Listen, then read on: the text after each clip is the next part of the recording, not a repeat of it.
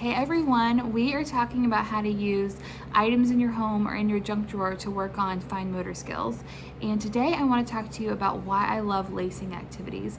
Lacing activities are great not just for fine motor skills, but they're also great for motor planning. And maybe you don't have one around your house right now, but maybe you're like me and you've got a ton of Amazon boxes that are piling up. So what I did is I took just a flap from one of my Amazon boxes and I had some old pasta. And I took it and I glued it. Let's see if you can see.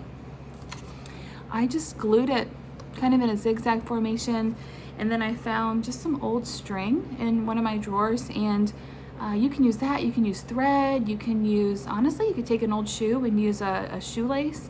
And basically what you've done is you've just created a lacing activity. So I've just got it where it's going through, I think this is called rotini. I'm not sure what kind of pasta this is, but it's going through the noodle and it's working again on those fine motor skills, on your motor planning, on your attention to task, all kinds of lovely things. And so if you've just got some pasta specifically that has a hole big enough for something to go through and then some glue, you can make a lacing activity.